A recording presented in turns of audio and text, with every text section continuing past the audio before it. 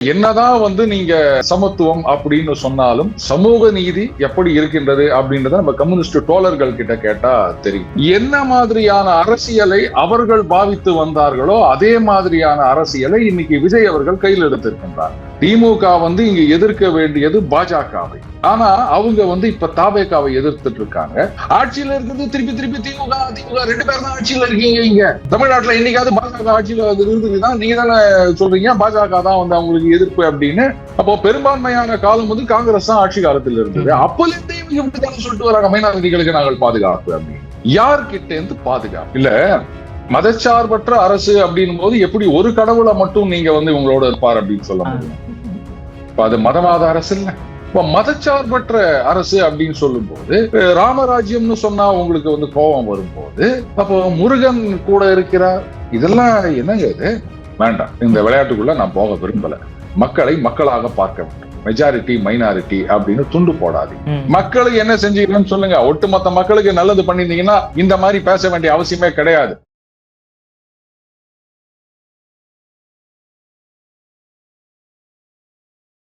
இளையபாரத நேயர்களுக்கு வணக்கம். இன்னைக்கு நம்ம நேர்களில் நம்ம சிறப்பு விருந்தினர் இன்டர்நேஷனல் சக்கரவர்த்தி, அரசியல் சாணக்கியர் நம்ம அருண் சார் அவர்கள் தான். சார் வணக்கம் சார். வணக்கம் விக்ரம். ஜூம் கால்ல பாக்குறது கொஞ்சம் டிஃபரெண்டா தான் சார் இருக்கீங்க. அப்ப நான் நேரம் வரும்போது மேக்கப் போட்டு வரேன், இல்ல வீட்டுல இருக்கும்போது எக்ஸ்ட்ரா மேக்கப் போடுறேன்றியா? என்ன இது மாதிரிலாம் நீ கொளுத்தி விட்டுனுக்கிற? எப்போ நான் ஒரே மாதிரிதான் இருக்கும். அப்படிதான் சார், அதான் சார் நல்லது. அதே மாதிரி தான் சார், எப்பவும் ஒரே மாதிரி இருக்கிற மாதிரி தான் கிறிஸ்துமஸ் விழாவை கொண்டாடும் போதும் திராவிட கட்சிகளும் சரி, அதே மாதிரி நம்ம விஜய் கட்சி அவர்களும் சரி, கிறிஸ்துமஸ் கொண்டாடுறதும் சரி, அதே மாதிரி இஸ்லாமியர்கள் பண்டிகைகள் கொண்டாடுறதும் சரி, முன்னிருந்து விழாவை சிறப்பித்து விட்டு வருகிறார்கள். ஆனா இந்த தைப்பூசம், அப்புறமேட்டு இது கார்த்திகை தீபம், திருவண்ணாமலை தீபம், இந்த மாதிரி விஷயங்கள்லாம் மட்டும் ஏன் சார் அவங்களுக்கு கசக்குது? அவங்களுக்கு இதுதான் சொல்றது, நம்ம கிட்ட ஒத்துமை கிடையாது. ஒத்துமையா இருந்தா அத்தனை பேரும் எவ்வளவு அமாவாசைக்கு ஃபங்க்ஷன் நடத்துறோம் அப்படின்னு சொல்லுவாங்க. நாம துண்டு துண்டா பிரிஞ்சு போய்கிறோம். அது நமக்கு புரிய மாட்டுது. அதனால நம்ம தலையில நல்லா மிளகா அரைச்சுக்கிறாங்க. பாரு, என் தலையில ஏதாவது பச்சையா தெரியுதா? அதான் எல்லாம் அரைச்ச மிளகா மிச்சம் இன்னும் அப்படியே இருக்குது. வேற என்னத்த நான் சொல்றது? சரி, இதுல சமத்துவ கிறிஸ்துமஸ் விழா அப்படின்னு வேற சில பேர் கொண்டாடிட்டு இருக்காங்க. இதுல மும்மதத்தை சார்ந்தவர்களும் அப்படின்னு. இத பாருங்க, ஒவ்வொருத்தரும் ஒவ்வொரு மதத்தை சார்ந்தவர்கள் அப்படின்னா அவங்களுக்கு அவங்களுடைய கடவுள், அவங்களுடைய வழிபாட்டு முறைகள், அவங்களுடைய பழக்கம் பண்பாடு, அதுல மத்தவங்க யாரும் தலையிடக்கூடாது. அதே சமயத்துல எல்லாரும் அதை ஏத்துக்கணும் அப்படின்னு எதிர்பார்க்கறது சரியான்னு எனக்கு தோணல. ஒரே மதத்திலேயே சேர்ந்தவங்க கூட ஊருக்கு ஊர் இல்ல மாநிலத்துக்கு மாநிலம், நாட்டுக்கு நாடு அப்படின்றது பழக்கம் வேறுபடலாம். இவங்க இந்த பண்டிகையை இப்படி கொண்டாடுவாங்க, அவங்க அப்படி கொண்டாடுவாங்க, இவங்க இந்த படையல் வைப்பாங்க, அவங்க அந்த படையல் வைப்பாங்க. இது உலகிலும் இருக்க வழக்கம். அப்போ அதை நான் ஏத்துக்கினாதான் அது சமத்துவம் அப்படின்றது எப்படி என்னால ஏத்துக்க முடியும்? இப்போ யுனைட்டி இன் டைவர்சிட்டின்னு காலங்காலமா சொல்லிட்டு வராங்க விக்ரம். அதாவது வேற்றுமையில் ஒற்றுமை அப்படின்னு. அப்போ அந்த வேற்றுமையே இல்லாம எல்லாரும் ஒன்னா கொண்டாடுங்க, ஒரே மாதிரி கொண்டாடுங்கன்னு சொன்னா அப்ப அந்த வேற்றுமை அப்படின்றதுதான் வைப்ரன்சி, நம்ம நாட்டுடைய தனித்தன்மை அப்படின்னு சொல்றதையே நீங்க அழிக்கிற மாதிரி இல்லையா? பொங்கல் அப்படின்றது நீங்க என்ன சொன்னாலும் அது இந்து பண்டிகை தாங்க. இது தமிழர் திருநாள் அப்படின்னு சொல்லிட்டு இருக்கீங்க. ஏன் மத்த மாநிலங்கள்ல கொண்டாடுறது இல்லையா?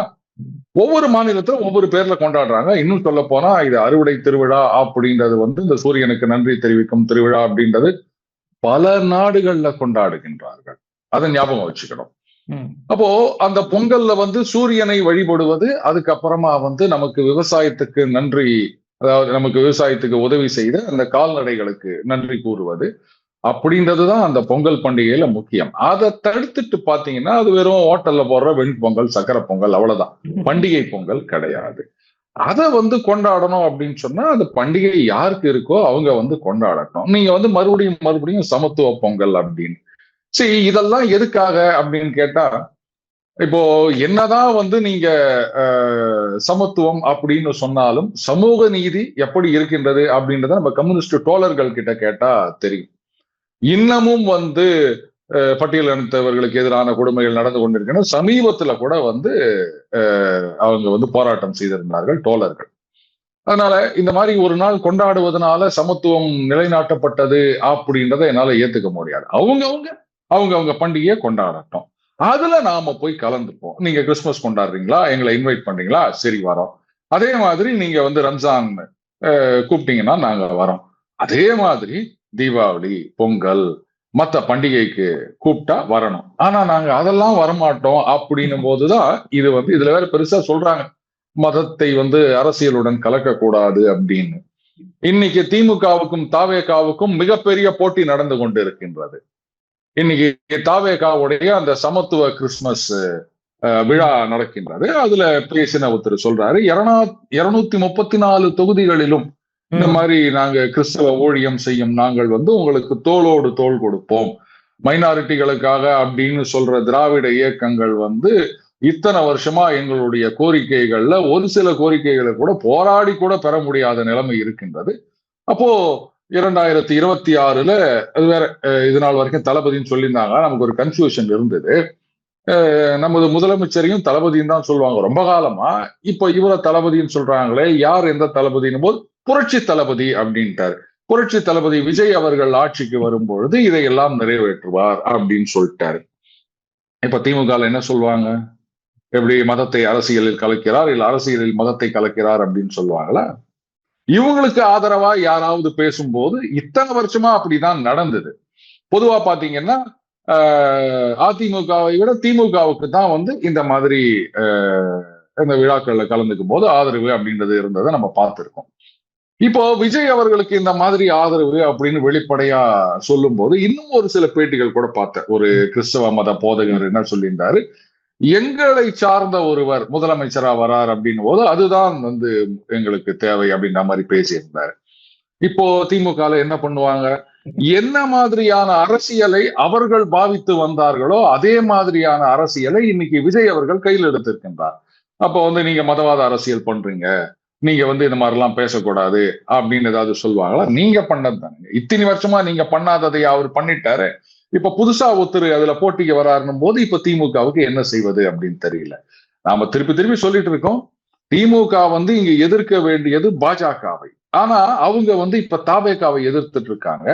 ஏன்னா ஆஹா நம்மளுடைய ஓட்டு வங்கி காணாம போயிட போதே அப்படின்னு ஒரு மிகப்பெரிய பயம் அவங்களுக்கு வந்திருக்கு. அப்போ என்ன சொல்ல முடியும், இதுல நீங்க கிறிஸ்துமஸ் விழால கலந்துக்கங்க, இப்ப இதுக்கு முன்னாடி தீபாவளி வந்தது, அப்ப ஏதாவது யாராவது கலந்துக்கிறீங்களா அப்படின்னு கேட்கும் போது அதெல்லாம் இல்ல, அப்படிலாம் இல்ல, அதெல்லாம் நாங்க கலந்துக்கூடாது, இது சமத்துவ விழா, அது தீபாவளி அவங்க சொல்லுவாங்கல்ல, இதெல்லாம் யாரோ எங்கிருந்தோ திணித்த பண்டிகை அப்படின்னு சில பேர் சொல்லுவாங்க, அதனால நான் கொண்டாடுவதில்லை அப்படின்னு சொல்லுவாங்க. அப்போ தமிழர் திருநாள் பொங்கல் மட்டும்தான் கொண்டாடலாம்னு ஒரு சட்டம் போட்டுருவோமா? ஏன்னா அதைத்தான் நீங்க தமிழர் திருநாள் சொல்லிட்டு இருக்கீங்க. அது மட்டும்தான் தமிழ்நாட்டில் கொண்டாடப்பட வேண்டும். அந்த சட்டம் செல்லுபடியாவதா இல்ல கோர்ட்ல போய் நிக்குதா அதெல்லாம் வேணாம், அட்லீஸ்ட் கொண்டு வாங்கலாம். ஏன்னா இந்த தை முதல் நாள் தான் புத்தாண்டு அப்படின்னு மாத்தி வச்சாங்க. அதுக்கப்புறம் இவங்க வந்தவுடனே மறுபடியும் மாத்திட்டு போயிட்டாங்க. இப்ப கேக்குறாங்களே, இத்தனை வருஷமா நடந்துட்டு இருக்க நடைமுறைய ஏன் மாத்தணும், இங்கதான் தீபம் ஏத்தணும், அங்க ஏத்தக்கூடாது அப்படின்னு சொல்றவங்க நினைவு தெரிஞ்சு இல்ல, அதுக்கு முன்னாடியில இருந்தே சித்திரை 1 தான் புத்தாண்டுன்னு நம்ம கொண்டாடின்னு இருக்கிறோம். அப்ப ஏன் அதை திடீர்னு தை மாசம்னு மாத்தணும்னு யாராவது கேட்டீங்களா? அதை மட்டும் மாத்தணும்னு உங்களுக்கு தோணுது இல்ல? கையில அதிகாரம் இருந்தா நீங்க என்ன ஒன்னா மாத்துவீங்க, எங்களை ஏமாத்துவீங்க, நாங்க சும்மா இருக்கணுமா அப்படின்னு கேட்டா என்ன பண்ணுவீங்க விக்ரம்? அதனால இத பாருங்க, நீங்க விழால கொண்டாடணும் அப்படின்னு சொன்னா இது திமுக மட்டும் இல்ல, இன்னைக்கு தாவேகா மட்டும் இல்ல, அதிமுக காலகட்டத்திலும் இதே மாதிரி பண்ணிருக்காங்க. இதேதான் இவங்களுக்கு மைனாரிட்டிகள் அப்படின்னு சொன்னா உடனே அவங்களோட போய் சேர்ந்துக்கிறது, நாங்கள் மைனாரிட்டிகளுக்கு பாதுகாப்பு அப்படின்னு சொல்றது. யார்கிட்ட இருந்து பாதுகாப்பு? ஆட்சியில இருக்கிறது திருப்பி திருப்பி திமுக அதிமுக 2 பேர் தான் ஆட்சியில இருக்கீங்க. இங்க தமிழ்நாட்டுல இன்னைக்காவது பாஜக ஆட்சியில இருக்குதுதான், நீங்க தானே சொல்றீங்க பாஜக தான் அவங்களுக்கு எதிர்ப்பு அப்படின்னு. அப்ப என்னைக்காவது இங்க பாஜக இருந்திருக்குதா? சொல்ல போனா பாஜக ஒரு பொட்டன் போர்ஸா வந்ததே ஒரு சில வருடங்கள்லாம். அது சரி, நாம தான் மாத்தி மாத்தி கூட்டின்னு வந்துக்கிறோம், இவங்க அவங்கள சொல்லுவாங்க, அவங்க எங்களை சொல்லுவாங்க. அதனால அப்போ இத்தனை வருஷமா 67ல இருந்து திராவிட கட்சிகள் இன்னைக்கு திமுகவுடன் கூட்டணியில் இருக்கின்ற காங்கிரஸ், அதுக்கு முன்னாடி இவங்க தானே ஆட்சியில இருந்தாங்க. அப்ப மைனாரிட்டிகளுக்கு நாங்கள் தான் பாதுகாப்பு அப்படின்னா யார்கிட்ட இருந்து பாதுகாப்பு கொடுக்குறீங்க? எனக்கு அதை சொல்லுங்க. பாஜகவிடம் இருந்து பாதுகாப்பு அப்படின்னா 2004ல இருந்து 14 யூபிஏ இருக்குது. அதுக்கு முன்னாடி ஒரு கொஞ்ச காலம் பாஜக இருந்தது, அவ்வளவுதான். இப்ப 2014ல இருந்து இருக்காங்க. மீதி காலகட்டம் ஃபுல்லா காங்கிரஸ் தான். நடுவில் அந்த 77ல இருந்து கொஞ்சம் பிரேக், ஜனதா அந்த எக்ஸ்பெரிமெண்ட். அப்போ பெரும்பான்மையான காலம் வந்து காங்கிரஸ் தான் ஆட்சி காலத்தில் இருந்தது. அப்பல இருந்தே இவங்க இப்படித்தானே சொல்லிட்டு வராங்க, மைனாரிட்டிகளுக்கு நாங்கள் பாதுகாப்பு அப்படின்னு. யார்கிட்ட இருந்து பாதுகாப்பு? இத மட்டும் கொஞ்சம் சொன்னீங்கன்னா அதோட என் மண்டைக்குள்ள இருக்க குடைச்சல் அடங்கும் அப்படின்னு நினைக்கிறேன். இன்னி வரைக்கும் அதுக்கு விடை தெரியாம நான் மண்டை காஞ்சு போய் நிக்கிறேன் வைக்கிறேன். Okay sir. ஆனா சேகர் பாபு அவர்கள் சொல்லும்போது என்ன சொல்றாரு பாத்தீங்கன்னா, ஸ்டாலின் அவர்களும் முருகன் அவர்களும் கை கோர்த்து இருக்கிறாங்க. ஓகேங்களா? முருகன் அவர்கள் வந்து ஸ்டாலினை வந்து கைவிட மாட்டாரு. எம்பெருமான் முருகனுடைய கட்டுப்பாட்டுல தான் வந்து தமிழ்நாடு இயங்கிட்டு இருக்கு அப்படின்ற மாதிரி சொல்றாரு சார். ஆனா ஸ்டாலின் அவர்கள் முருகன் போட்டோவை திரும்பி பார்த்த மாதிரி கூட தெரியலையே சார். இல்ல, மதச்சார்பற்ற அரசு அப்படின்னும் போது எப்படி ஒரு கடவுளை மட்டும் நீங்க வந்து உங்களோட இருப்பார் அப்படின்னு சொல்ல முடியும்? இப்ப அது மதவாத அரசு இல்ல. இப்போ ராமர் ஆட்சி அப்படின்னு சொன்னா உடனே கொந்தளிக்கிறாங்க. இது வந்து அரசியல் சட்டத்துல வந்து மதச்சார்பற்ற அரசுன்னு சொல்லி இருக்குது. இந்த மதச்சார்பற்ற அப்படின்ற வார்த்தையே அண்ணல் அம்பேத்கர் அவர்கள் உருவாக்கின அரசியல் சட்டத்துல கிடையாது. நடுவுல இந்திரா காந்தி அம்மையார் அவர்கள் வந்து எமர்ஜென்சி பீரியட்லன்னு நினைக்கிறேன். அப்பதான் அந்த சோசியலிஸ்ட் செக்யூலர் அப்படின்ற 2 வார்த்தையை கொண்டு வந்து சேர்த்தாங்க.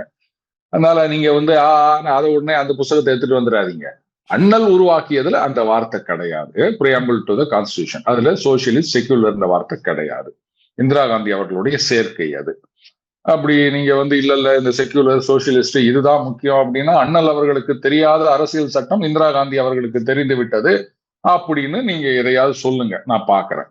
அதனால அதை யாரும் சொல்ல மாட்டாங்க, சொல்லக்கூடாது, சொல்வதும் நியாயமா இருக்காது அப்படின்னு நான் நம்புறேன். இப்ப மதச்சார்பற்ற அரசு அப்படின்னு சொல்லும் போது, ராமராஜ்யம்னு சொன்னா உங்களுக்கு வந்து கோபம் வரும்போது, அப்போ முருகன் கூட இருக்கிறார். இதெல்லாம் என்னங்க இது? ஒரு பக்கம் வந்து சனாதனம் அப்படின்றது வந்து டெங்கு, மலேரியா, கொசுமாரின்றாரு. சனாதனத்தை ஒழிப்போம் அப்படின்னு சொல்றாங்க. இன்னொரு பக்கம் அரே சனாதன சக்திகளை சேர்த்துக்கின்னு முருகர் அவர் மேற்பார்வையில் இப்படி எல்லாம் பேசினா யாரை ஏமாத்துறீங்க நீங்க? யாரும் இதை நம்ப போறது கிடையாது. அது பயம். அந்த கடைசி ஓவர்ல வந்து 30 ரன் எடுக்கணும் அப்படின் போது தோனி தவிர வேற யாராவது டென்ஷன்ல விக்கெட்ட விட்டுருவாங்க தெரியுமா? ஈவன் கடைசி ஓவர்ல 6 ரன் எடுக்கணும் அப்படின்னா கூட சில பேர் டென்ஷன்ல விக்கெட்ட விட்டு ஆட்டத்தை தோத்துட்டு வருவாங்க. அந்த மாதிரி பண்ணி நிக்கிறாங்க இன்னைக்கு திமுக. இதுல மதச்சார்பற்ற அரசும் சொல்லிக்கிறதுக்கு என்ன தகுதி இருக்குது? அப்ப எல்லா கடவுளும் இல்லையா, கடவுள் ஆசி பெற்ற அரசு அப்படி சொல்லிட்டு போயிருங்க, அது காமனா இருக்கும். இல்ல எல்லா மதத்து கடவுள்களும் அப்படின்னாவது ஒண்ணு சொல்லுங்க. ஏன்னா நாங்கள் வந்து எல்லா மதத்துக்கும் சரிசமமாக நடக்கிறோம், அதனால மக்கள் அப்படி இப்படின்னு எதையாவது ஒண்ணு உருட்டிட்டு போவாங்க. அது என்ன ஒரு கடவுள் மட்டும்? இது என்னன்னா அந்த திருப்பரங்குன்றத்துடைய ஃபால் அவுட். அங்க வந்து தீபம் ஏத்த உடலையே நாம இந்த மாதிரி பண்ணிட்டோமே, அப்போ வந்து முருக பக்தர்கள்லாம் கோபத்துக்கு ஆளாயிருவாங்களே அப்படின்றதுக்காக இந்த மாதிரி ஒரு உருட்டு. வேற என்னன்னு சொல்றது? பாருங்க, நீங்க ஒரு முடிவெடுத்து இதுதான் அப்படின்னு சொன்னீங்கன்னா அதுல வந்து கண்டிப்பா நிக்கணும். நான் வந்து பாருங்க கருப்பு சொக்கா போடுவேன், அதுல எந்த தப்பும் கிடையாது அப்படின்னு நான் நினைக்கிறேன். அதனால சில நண்பர்கள் சொல்லுவாங்க, சார் கருப்பு போடாதீங்க அப்படின்னு. அதுல என்ன தப்பு? கண்ணன் நிறமே கருப்பு தானே. அந்த கருமையான மேகத்துல நான் உன்னை காண்கிறேன்னு பாடினார் பாரதி. அதனால அதுல ஒண்ணும் தப்பு இருக்கிறதா எனக்கு தெரியல. சோ நான் வந்து ஆராய்ந்து ஒரு முடிவுக்கு வந்துருங்க. அதனால அதுபடி நான் நிக்கிறேன். அதே மாதிரி நீங்களும் இல்லைங்க, ஏன் நிக்க மாட்டேங்கிறீங்க? அதான் நீங்க பிரச்சனைங்க. இதுல இனிமேல் தயவு செஞ்சு இந்த மதச்சார்பற்ற அரசெல்லாம் சொல்லி கூடாதீங்க. ஆனா சார் இன்னொன்னு பார்க்க முடியுது என்ன அப்படின்னு பாத்தீங்கன்னா, அந்த கிறிஸ்துமஸ் விழாவில் வந்து சேகர் பாபு வந்து போன வருஷம் வந்து அலேலுயா அலேலுயான்னு கத்துனாரு சார். அது வந்து ரொம்ப பிரபலமானாரு. ஆனா இந்த தடவை வந்து நல்ல வேலை இது எதையாவது பிரச்சனை ஆயிருமா அப்படின்ட்டு அனைவருடைய கரகோஷங்களோட நான் விடைபெற்றுக் கொண்டிருக்கேன், நன்றி வணக்கம் அப்படின்ட்டு போயிட்டாரு சார். இல்ல, அவர் ஏதோ ஒரு மீட்டிங்ல ஏதோ இந்தியிலேயோ ஏதோ கூட பேசினாரு அப்படின்னு நினைக்கிறேன். அண்ணன் கூட்டத்துக்கு ஏற்ற மாதிரி பேசுவாரு. நான் என்ன சொல்ல வரேன் அப்படின்னா, இதுதான் ஆரம்பத்திலேயே சொன்னாரு. அவங்க கடவுள், உங்க கடவுள், இவரோட கடவுள், அவரோட கடவுள், ஒவ்வொருத்தருக்கும் ஒவ்வொரு கடவுள் இருக்கு, வழிபாட்டு முறை இருக்கு. அதை அவங்க பண்ணிட்டு இருப்போம். என்னோடதை நீ ஏத்துக்கணும், உன்னோடதை நான் ஏத்துக்கணும் அப்படின்னு யாரையும் போட்டு திணிக்காதீங்க. இதுதான் நான் சொல்றது. உங்களுக்கு இந்த கடவுளா ரைட். இப்போ நம்ம இந்துக்கள்லயே கூட பாத்தீங்கன்னா சில பேர் வந்து ஆஞ்சநேயரை கும்பிடுவாங்க, சில பேர் பெருமாளை கும்பிடுவாங்க, சில பேர் சிவனை கும்பிடுவாங்க, முருகனை கும்பிடுவாங்க, பார்வதி கும்பிடுவாங்க, லட்சுமியை கும்பிடுவாங்க, லட்சுமியை கும்பிடுவாங்க. இப்படி ஒவ்வொருத்தரும் ஒவ்வொரு சாமியை கும்பிடுவாங்க இல்லையா? அண்ட் எல்லாரும் பிள்ளையார கும்பிடுவாங்க. பரீட்சையில பாஸ் ஆகணும்னா பிள்ளையார கூப்பிட்டு தான் நம்ம போவோம். இதான் நம்ம பழக்கம். அப்படி இருக்குச்சே ஒரு முருகனை கும்பிடுற ஒருத்தர் நீ வந்து முருகனுக்கு அரோகரா, கந்தனுக்கு அரோகரா சொல்லு அப்படின்ட்டு சபரிமலை போறவர்கிட்ட போய் நீ கம்பல் பண்ண முடியுமா? நாம பண்றது இல்லை இல்லையா? அந்த மாதிரிதான் சொல்றேன். அவங்களுக்கு ஒரு கடவுள் வழிபாட்டு முறைன்னு இருந்ததுன்னா அது அவங்க இது பண்ணிட்டு போனோம். அதை நாம மதிக்கணும். நீ ஏன் வந்து இந்த கடவுளை கும்பிடுற, நீ ஏன் வந்து இப்படி வழிபாடு செய்யறாய் அப்படின்னு நம்ம கேட்க கூடாது. அதே மாதிரி அவங்கள வந்து என்னோட கடவுளை ஏத்துக்கணும் இல்ல என்னுடைய வழிபாட்டு முறையை ஏத்துக்கணும் நம்ம யாரையும் கம்பல் பண்ணக்கூடாது. மத்தவங்களும் அந்த மாதிரி பண்ணக்கூடாது. இவ்வளவுதாங்க. இதுதாங்க எனக்கு தெரிஞ்ச மதச்சார்பற்ற தன்மை அப்படின்றது. அவங்க கும்பிடுறாங்கன்னா அதை கும்பிட்டு போட்டோம். நாம எப்படி கும்பிடுவோம், நாம அப்படி கும்பிடுவோம். அவ்வளவுதான். நீங்க வந்து இது எல்லாமே ஒரு வழி பாதையா இருக்குன்னு யாராவது கேட்டாங்கன்னா என்ன பதில் சொல்லுவாங்க? அதுதான் இங்க கேள்வி. கேட்டா மெஜாரிட்டி வேண்டாம், இந்த விளையாட்டுக்குள்ள நான் போக விரும்பல. மக்களை மக்களாக பார்க்க வேண்டும். மெஜாரிட்டி மைனாரிட்டி அப்படின்னு துண்டு போடாதீங்க. ஏன்னா நீங்க மெஜாரிட்டி மைனாரிட்டி அப்படின்னு சொல்றதே மத அடிப்படையில். கரெக்டா? அதுலதானே நீங்க வந்து மெஜாரிட்டி மைனாரிட்டின்னு சொல்றீங்க. மக்களை மத அடிப்படையில அணுகாதீர்கள்னு நான் சொல்றேன். மக்களை மக்களா பாருங்க. இப்படி ஒன்னா பாருங்க. ஏழை பணக்காரன், கஷ்டப்படுறவன், நல்ல சொகுசா இருக்கவன், நல்ல அந்த வெளிநாட்டுல இருந்து இறக்குமதி பண்ண கார்ல போறவன், இந்த பஸ்ஸுக்கு காத்து இருந்து பஸ்ல போறவன், இப்படி பிரிச்சு பாருங்க. அந்த காருக்கு வரி கட்டாதவர்கள், வரி கட்ட மாட்டேன்னு கோர்ட்டுக்கு போறவங்க, இல்ல வாங்குற காருக்கு வரி கட்டிட்டு உட்காந்து நிற்கிறவங்க, இப்படி பிரிச்சு பாருங்க. நான் யாரையும் குறிப்பா சொல்லல, பொதுவா சொல்றேன். இப்படி மக்களை பாக்குறதை தவிர அதை விட்டுட்டு இவர் மெஜாரிட்டி மைனாரிட்டி, இவர் இந்த கம்யூனிட்டி, அவர் அந்த ஜாதி, இவர் இந்த ஜாதி, இதுல வந்து இப்படி இந்த ஜாதி எங்களுக்கு ஆதரவு, அந்த ஜாதிக்கு நாங்கள் இவ்வளவு எல்லாம் செஞ்சுக்கிறோம். மக்களுக்கு என்ன செஞ்சுக்கிறோம்னு சொல்லுங்க. ஒட்டுமொத்த மக்களுக்கு நல்லது பண்ணிருந்தீங்கன்னா இந்த மாதிரி பேச வேண்டிய அவசியமே கிடையாது. அப்படி பண்ணாததுனாலதான் வந்து நாங்க இந்த மதத்துக்கு இவ்வளவு செஞ்சுக்கிறோம், அந்த ஜாதிக்கு இவ்வளவு செஞ்சுக்கிறோம், இப்படி எல்லாம் உட்காந்து இப்படி ஊர் ஊரா போய் சொல்ல வேண்டியதா இருக்கு. ஒட்டுமொத்தமா மக்களுக்கு நாங்க பண்ணிருக்கேங்க, இவ்வளவு எல்லாம் பண்ணிக்கிறோம் பாருங்க அப்படின்னு முடிச்சு போச்சு. இப்போ திமுக சொல்லிட்டு இருக்காங்கல்ல, அது பாருங்க, இது வந்து இந்த மகளிர் படிக்கிறவங்களுக்கு அது 1000 ரூபாய், அதுக்கப்புறம் இந்த மாணவர்களுக்கு, அதுக்கப்புறமா இந்த இல்லத்தரசிகளுக்கு இப்படி எல்லாம் கொடுத்துருக்கோம்னா இது ஜாதி மத அடிப்படையில கொடுக்கல இல்ல. ஒட்டுமொத்தமா தமிழ்நாட்டு மக்களுக்கு, மாணவர்களுக்கு, மாணவிகளுக்கு அப்படித்தானே செஞ்சுட்டு இருக்காங்க. அப்போ அதையே சொல்லி ஓட்டு கேட்க முடியல அப்படின்னா அப்ப சம்திங் ராங் அப்படின்றது புரியுது இல்லையா விக்ரம்? ஆமா சார். சார் அடுத்ததா பார்த்தோம்னா அந்த எஸ்ஐஆர், அதாவது 97,37,000 ஓட்டு வந்து நீக்கப்பட்டிருக்குது. இதுல கொளத்தூர் தொகுதியிலேயே பார்த்தோம்னா 1,00,000 ஓட்டுக்கு மேல, அதாவது ஸ்டாலின் அவர்கள் தொகுதியிலேயே போயிருக்குது. ஸோ இந்த மாதிரி விஷயங்கள்லாம் வந்து ஏன் சார் இப்படி பண்றீங்கன்னு திமுக காரங்கள்ட்ட கேட்டோம் அப்படின்னா, ஏன் நாங்க மட்டுமா அப்படி ஜெயிச்சோம், ஏன் அதிமுக ஜெயிக்க கிடையாதா, ஏன் பாஜக மற்ற ஸ்டேட்ல எல்லாம் ஜெயிக்க கிடையாதா அப்படின்ற மாதிரி ஒரு வாதம் வைக்கிறாங்களே. செந்தில் பாலாஜி கூட இதை கேட்டிருக்காரு சார். அதாவது இந்த புள்ளி கூட்டணி அப்படின்றது வந்து முரண்பாடுகளின் மொத்த உருவம் அப்படின்றதுக்கு ஒரு சின்ன உதாரணம். ஏன்னா ராகுல் தான் சொல்றாரு, இந்த வாக்காளர் பட்டியலில் குளறுபடிகள் ஏராளமா இருக்குது அப்படின்ட்டு ஊர் ஊரா போயிட்டு ஸ்லைட் ஷோ காமிச்சிட்டு வர்றாரு. அதுக்கப்புறம் அவர் காணாம போடுவாரு, எங்க போறான்னு யாருக்கும் தெரியாது. இப்ப பாத்தீங்கன்னா திமுக கூட இந்த மாதிரி வந்து வாக்காளர் பட்டியல் குளறுபடிகள் இருக்குன்னு தான் ஒரு காலகட்டத்துல சொன்னாங்க அப்படின்னு ஒரு வீடியோ எடுத்து போட்டுக்கிறாங்க. அண்ணன் ஜெயக்குமார் அவர்களும் சொல்லியிருக்காரு. அப்போ எல்லாரும் ஒட்டுமொத்தமா ஒத்துக்கொள்கிற ஒரே ஒரு குற்றச்சாட்டு என்னன்னா வாக்காளர் பட்டியலில் குளறுபடிகள் இருக்கின்றன அப்படின்றது. எனக்கு தெரிஞ்சு பாஜகல தான் இதை சொல்லலன்னு நினைக்கிறேன். இதுக்கு திமுக அதிமுக எல்லாம் சொல்லியிருக்காங்க, ராகுல் இப்ப எல்லா இடத்துலையும் சொல்லிட்டு இருக்காரு. அப்போ நீங்க எல்லாம் ஒரு குறைய சொல்றீங்க, அந்த குறைய வந்து ரெக்டிஃபை பண்றாங்க கவர்மெண்ட்ல. இதுல என்னங்க தப்பு? ரோடு சரியில்லை, சரி ரைட்டு நாங்க ரோடு போடுறோம், இப்ப போடக்கூடாது, டைம் இல்லை, நான் ஆபீஸ் போனோம். இல்லைங்க நீங்க போறதுக்குள்ள நான் போட்டு முடிச்சிருங்க. அதெல்லாம் முடியாது, நீ போடக்கூடாது. இப்ப என்னதான் பண்ணோம், நாங்க இந்த ரோட்லயே போவோம். என்ன நினைச்சு நிக்கிறேன், நீ தானே சொன்ன ரோடு சரியில்லை குண்டும் குழிமாகுதுன்னு. நான் தான் சொன்னேன், நீ ஆபீஸ் போறதுக்குள்ள போடுறேன்னு சொல்றேன், அதெல்லாம் போடக்கூடாது. இப்படித்தான் இருக்குது. இது வந்து டைம் இல்லை டைம் இல்லை டைம் இல்லை அப்படின்னா பீகார்ல இப்படிதான் ஷார்ட் டைம்ல முடிச்சாங்க, இங்கேயும் அப்படிதான் முடிச்சாங்க. எவ்வளவு நாள் வேணும் உங்களுக்கு இதை முடிக்கிறதுக்கு? என்ன 1 வருஷம் வேணுமா? இப்போ இதுல வந்து பாத்தீங்கன்னா இப்போ டைம் இல்லை அப்படின்னு சொல்றீங்களே, அப்போ கிட்டத்தட்ட 6 கோடி சம்திங் அந்த ஒரிஜினல் வாக்காளர்கள், அந்த பழைய வாக்காளர் பட்டியல் படி இப்போ இந்த 97 லட்சம் பேர் நீக்கப்பட்டுள்ளனர் அப்படின்னு சொல்றீங்க. நிஜமாவே டைம் இல்லைன்னு சொன்னா நாங்க 6 கோடி வாக்காளர்கள் வந்து எங்களால வந்து ஒரு 3 கோடி வாக்காளர்கள் கிட்ட தான் ஃபார்ம் கொடுக்க முடிச்சுது. மீதி 3 கோடி பேர்கிட்ட ஃபார்ம் கொடுக்க முடியல. இதான சொல்லியிருக்கணும். அத்தனை பேருக்கும் அந்த ஃபார்ம் சப்மிட் பண்ணப்பட்டது, அதுல இருந்தவங்க திருப்பி கொடுத்திருக்காங்க, வாங்கப்பட்டது இல்ல, மாறினவர்கள், இறந்தவர்கள் இப்படின்றதுதான் வந்து நீக்கப்பட்டுள்ளது. அப்போ டைம் போதும், இவங்க வந்து நேரம் பத்தாது அப்படின்னு சொல்றதெல்லாம் டுபாக்கு. அடுத்தது என்ன சொன்னாங்க, மழைக்காலம் அப்படின்னாங்க. எங்க மழை பெஞ்சது, நீங்க வேற இந்த தடவை கோடை காலத்தை நினைச்சா குபீர்னு இருக்குது, எங்க தண்ணி கஷ்டம் வந்துருமோ அப்படின்னு. போன வருஷம் எல்லாம் எப்படி போட்டு பொழந்து கட்டுச்சுங்க. இந்த தடவை வந்து ஏதோ வருது, அது பாட்டுக்கு இந்த டங்கு டங்கு டங்கு டங்குன்னு கொத்து பரோட்டா போடுவாங்க தெரியுமா? அவங்க எல்லாம் வந்து கல்லு காஞ்சிச்சா அப்படின்னு பாக்குறதுக்கு அப்படி தண்ணி எடுத்து சல்லுன்னு அந்த கல்லு மேல தெளிப்பாங்க. அப்படியே சுருன்னு சவுண்ட் வரும், அந்த தண்ணி காணாம போயிடும். அந்த மாதிரி மழை வந்து அப்பப்போ பரோட்டாக்கள்ல தண்ணி தெளிக்கிற மாதிரி கொஞ்சம் மழை பெஞ்சிட்டு போயிருக்குதுங்க. ஃபுல்லா மழை வந்த மாதிரி எனக்கு தெரியல. கிரவுண்ட் வாட்டர் எந்த அளவுக்கு ரீசார்ஜ் ஆச்சு அப்படின்னும் எனக்கு புரியல. சோ அப்போ நீங்க வந்து நேரம் இல்லைன்னு சொன்னதும் ஏத்துக்க முடியாது, மழை காலம்னு சொன்னதும் ஏத்துக்க முடியாது. இப்ப சிறப்பா இது நடந்து முடிந்து விட்டது. இப்ப என்ன பண்ணிருக்காங்க, ஃபார்ம் 6, 8 இன்னும் நோ ஃபார்ம் இருக்குது, புதுசா சேர்றவங்க, இடம் மாறி போனவங்க, அவங்க எல்லாம் நீங்க கொண்டு போய் கொடுங்க, அப்ளிகேஷன் சேர்த்துக்க போறாங்க அப்படின்னு சொல்றாங்க. அப்புறம் இதுல என்ன கஷ்டம் வந்தது உங்களுக்கு? சொல்ல போனா இதுல திமுக தான் வந்து சுறுசுறுப்பா வேலை பார்த்தாங்க. அவங்க பூத் லெவல் ஏஜென்ட் அதெல்லாம் ரொம்ப பக்காவா வேலை பார்த்தாங்க. சந்தோஷம், பாராட்டுக்கள். அதுக்காக எஸ்ஏஆரே கூடாதுன்னு எத்தனை காலத்துக்கு தான் சொல்லிட்டு இருப்பீங்க? ஆனா இதுல ஒண்ணே ஒண்ணு இருக்குது விக்ரம். ஒருவேளை நாளைக்கு தோத்து போயிட்டா அப்ப கிளீனா சொல்லிட்டேன், யார் மேல பழி போறதுன்னு யோசிக்கவே வேணாம். சார், அந்த சார் அப்படின்னு சொல்லிட்டு அவர் மேல பழிய போட்டு பாட்டு போயினே இருக்கலாம். அதுக்குதான் வந்து இது வழின்னு நினைக்கிறேன். Okay sir. சார் அதே மாதிரி இன்னைக்கு வந்து சரத்குமார் அவர்கள் பிரஸ் மீட் பாத்தீங்களா சார்?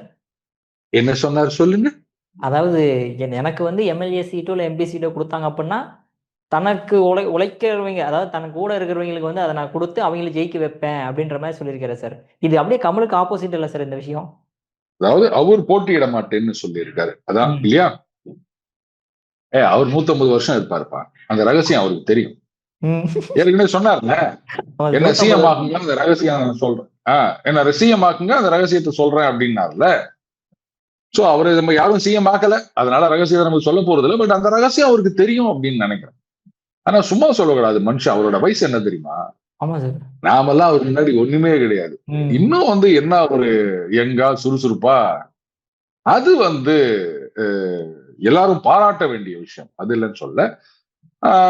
இது வந்து மேபி சினிமால இருக்கும்போது அவர் கமலோட வில்லனா நடிச்சிருக்காரா? நடிக்கல. சினிமால இருக்கும்போது கமலுக்கு பஞ்சு கொடுக்க முடியல, அதனால வெளில வந்துட்டு இப்ப அரசியல்ல பஞ்சு குத்துக்கிறாரோ. கூட வரவனெல்லாம் வந்து ஏமாத்தி போட்டு யாரும் பதவியை கேட்டு வராதிங்க, நான் பதவி வாங்கினேன், இதுக்கே ஒன்ன புடி என்ன புடின்னு ஆயி போச்சு. இதுல வந்து 26ல வேற பிரச்சாரம் பண்ணணும். நானு போற இடத்துல எல்லாம் எல்லாரும் வந்து உனக்கு வெக்கம், மானம், சூடு, சுரணை ஏதாவது இருக்குதா, வந்துட்டான் பாரு சந்துருன்னு ஒரு மானஸ்டன் அப்படின்னு கழுவி கழுவி ஊத்துவாங்க. அதெல்லாம் நாஞ்சில் சம்பத்துக்கு போட்டியா, துப்புனா தொடச்சிக்குவோம் அப்படின்னு தொடச்சிட்டு போக வேண்டிய நிலைமையில இருக்கேன். இதுல இன்னும் 4 பேர் வந்து பதவி கேட்டீங்கன்னா நான் எவ்வளவுதான் அசிங்கப்படுறது அப்படின்னு யாரும் வராதிங்கன்னு சொல்லிட்டாரு. அதை வந்து மறைமுகம் இல்ல நேரடியாகவே வந்து ஒரு குத்தி காமிக்கிறார்னு நினைக்கிறேன் சரத்குமார் அவர்கள். அது மட்டும் இல்ல, என்ன நம்பி வரவன என்னால ஜெயிக்க வைக்க முடியும் அப்படின்னு சொல்றாரு. இவர் தான் சொன்னார், நேர்மையாக இருந்தார் அரசியலில் வெற்றி பெற முடியும் என்ற நம்பிக்கை இல்லாதவர்களுக்கு கதவு திறந்திருக்கின்றது அப்படின்னு திறந்த கதவு வழியா அவரே வந்துட்டாரு. நாங்கெல்லாம் அப்படி கிடையாது, என்ன நம்பி வந்தோம் ஜெயிக்க வைக்க முடியும் அப்படின்னு. பரவாயில்ல, சினிமால இல்லாட்டாலும் நேர வந்து ஒரு மெகா பஞ்சு குத்துகிறாரு சரத்குமார் கமல்ஹாசனுக்கு. ஆனா அவர் அதை ஊம குத்தா கூட எடுத்துக்க மாட்டார், அப்படியே தொச்சு போட்டு போயிட்டே இருப்பாரு. விட்டுருங்க விக்ரம். Okay sir. ஆனா கமல்ஹாசன் அவர்களுக்கும் வயசு அதிகம், ஆனா அவருமே ஸ்டில் எங்க தான் சார் இருக்கு. அப்படி நம்மளே தம்பி பெயிண்ட் அடிச்சா நான் கூட வந்து இப்போ 30 வயசுன்னு சொல்லிட்டு ஏமாத்திட்டு போலாம். I will never die till I die அப்படின்னு நான் சொல்லுவேன். எனக்கு அதுக்கு தேவையே இல்லை. இன்னைக்கு அரசியல்வாதிகள் பல பேர் இந்த மாதிரிலாம் வந்து பெயிண்ட் அடிச்சுன்னுக்கிறாங்க. அண்ட் இவர் வந்து சினிமா நடிகர் அண்ட் பார்ட் டைம் அரசியல்வாதி அப்படின்றதுனால அந்த மாதிரி நிறைய பண்ணிட்டு இருக்கேன். எனக்கு அந்த அவசியம் கிடையாதுங்க. பாதி நேரம் அதுலயும் பாத்தீங்கன்னா தலை நரைத்து விட்டது அப்படின்னு சொன்னா முழுசா நரைச்சிருக்கணும். இவர் வந்து இந்திரா காந்தி அம்மையாருக்கு போட்டியா அதை இப்படி ஒரு ஸ்ட்ரீக் மட்டும் வெள்ளை போட்டுக்கின்னு மத்ததெல்லாம் கருப்பு போட்டுன்னு, ஏன் ஒண்ணு அடிச்சா முழுசா கருப்பு அடிங்க, இல்ல முழுசா வெள்ளை அடிங்க. இதுனா டிசைன் எல்லாம் போட்டுக்கிறீங்கன்னா அதெல்லாம் நீங்க கேட்க கூடாது அப்படின்னு நான் இப்படிதான் சொல்லுவான். இல்ல ப்ளீச்சோ இல்ல புளிச்சோ அதை பத்தி எனக்கு தேவையில்லை. பொது வெளியில ஒருத்தர் வந்தாச்சு அப்படின்னு சொன்னா அவர் தனிப்பட்ட மனிதராக இருந்தா இதெல்லாம் நம்ம கேட்க போறது கிடையாது. மற்றவங்களை வந்து வேஷம் போடுறீங்களான்னு போது இது மாதிரி கேட்கதான் செய்வாங்க. ட்ரம்ப் இன்னைக்காவது டை அடிச்சுன்னு வந்துக்கிறாரா? ஏன் இங்க மட்டும் இந்த மாதிரி அப்படின்னு தெரியல. முக்கியமா ஒரு விஷயம் சொல்றேன் விக்ரம். உடனே சில பேர் சொல்லுவாங்க பாடி ஷேமிங் பண்ணாதீங்க அப்படின்னு சொல்லுவாங்க. அவங்களுக்கு எல்லாம் நான் ஒரே ஒரு வார்த்தை கேட்கிறேன், பாடி ஷேமிங் பண்ணக்கூடாது. ஒருத்தர் வந்து இப்படி இருக்கார், அப்படி இருக்கார், உயரமா இருக்கார், குள்ளமா இருக்கார், ஒல்லியா இருக்கார், குண்டா இருக்கார், கருப்பா இருக்கார், வெளுப்பா இருக்கார், இதெல்லாம் வச்சு இல்ல அழகா இருக்கார், அசிங்கமா இருக்கார், இப்படின்லாம் பாடி ஷேமிங் பண்ணக்கூடாது அப்படின்னு சொல்றவங்க பாடி ஃபேமிங் பண்ணக்கூடாதுன்னு என்னைக்காவது சொல்லிக்கிறாங்களா? புரியலையா? ஒருத்தருடைய உருவத்தை வைத்து அவரை வந்து இழிவுபடுத்துவது கூடாதுன்னா அதே உருவத்தை வைத்து அவரை வந்து ஆஹா ஓஹோ அப்படின்னு சொல்றதும் தப்பு. ஒத்துக்கிறீங்களா? நிச்சயமா நிச்சயமா சார். என்ன அழகு, என்ன சிவப்பு, என்ன கலரு, அப்பா உலக அழகி, பிரபஞ்ச அழகி. எதுக்கு அதெல்லாம் சொல்லி தெரியுறீங்க? இப்ப பாத்தீங்கன்னா அந்த அழகு நிலையம் அமைப்பதற்கு பெண்களுக்கு கடன் கொடுக்குறாங்களாம். வாட் யூ மீன் பை அழகு நிலையம்? அழகா இருக்கவங்கள கொண்டு போயிட்டு பெயிண்ட் அடிச்சு அனுப்புறது பேர் அழகு நிலையமா? நீங்க வந்து அழகு குறைந்திருந்தால் எங்களிடம் வந்தால் நாங்கள் உங்களை அழகாக்குவோம். இதுதானே அழகு நிலையம் அப்படின்னா வந்து கான்செப்டா இருக்க முடியும். அப்ப அங்கேயே அந்த ஷேமிங் அண்ட் ஃபேமிங் ரெண்டும் சேர்ந்து வந்துருது இல்ல. இப்போ இந்த என்னது சிகப்பழகு கிரீம் அப்படின்னு ஒரு கிரீம் வித்திருந்தாங்க. உடனே எல்லாம் என்ன பண்ணாங்க, ஐயோ அது இப்படி சிகப்பா இருந்தாதான் அழகா, கருப்பா இருந்தா அழகு இல்லையா அப்படின்னு பெருசா போராட்டம் பண்ண உடனே அதை வந்து அழகு கிரீம், பியூட்டி கிரீம்னு மாத்திட்டாங்க. What you mean by beauty? அது பாடி ஃபேமிங் இல்லையா? அப்ப இந்த கிரீமை போட்டா நீங்க அழகா இருப்பீங்க, கிரீமை போடலன்னா அழகில்லாதவர்கள் இதை வந்து போடுங்க. அங்கேயே அந்த ஷேமிங் அண்ட் ஃபேமிங் வருது இல்லையா? இப்ப இந்த உலக அழகி போட்டி நடத்தக்கூடாது. கேட்டா என்ன தெரியுமா இவங்க முட்டு கொடுப்பானுங்க? மரண முட்டு. உங்க நாங்க ஒரு கேள்வி கேட்போம் பாருங்க கட்சி நேரத்துல, இந்த உலகத்திலேயே உங்களுக்கு பிடிச்ச மனிதர் யாருன்னு கேட்டா அவங்க சொல்லுவாங்க, நான் எங்களுக்கு வந்து மதர் தெரேசா தான் பிடிக்கும்வாங்க. நீங்க இந்த பட்டம் உங்களுக்கு கிடைத்தால் என்ன பண்ணுவீங்க? நாங்க வந்து இந்த ஏழை எளிய அனாதை குழந்தைகளுக்காக நான் கஷ்டப்பட்டு நான் பாடுபடுவேன் அப்படின்வாங்க. அந்த கிரீடத்தை தள்ள வச்சுக்கின பிறகு ஓ சாரி அந்த எக்ஸ்பிரஷன் எனக்கு வரல, அப்படியே அவங்களால நம்ப முடியலையா, கண்கள்ல கண்ணீர் வரும். அதுக்கப்புறம் பாத்தீங்கன்னா ஒண்ணு சினிமால நடிப்பாங்க, இல்ல விளம்பர படங்கள்ல நடிப்பாங்க, கோடி கோடியா சேர்த்துப்பாங்க, ஃபாரின்ல போய் செட்டில் ஆயிடுவாங்க. அந்த ஏழை குழந்தைகள் அப்படின்னா ஏங்க அந்த கேள்விக்கு இதுதாங்க பதில் அப்படி சொன்னாதான் அவங்க ஃப்ரீடம் கொடுப்பாங்க அப்படின்னு.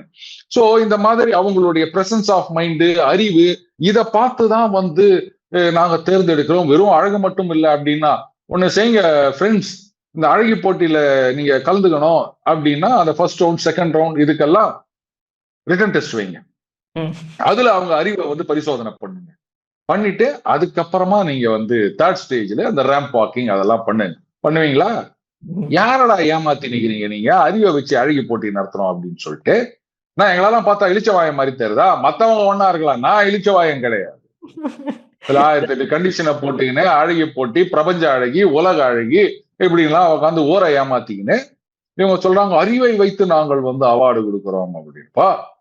எவனாவது வந்து எதை சொன்னாலும் நம்புறதுக்குன்னு இருப்பாங்க, அவங்க கிட்ட போய் சொல்லுங்க, என்கிட்ட அதெல்லாம் சொல்லாதீங்க சார். அந்த கடைசியா ஒரே ஒரு ரியாக்ஷன் மட்டும் கொடுத்தீங்களா, கொடுங்க சார் பாப்போம்.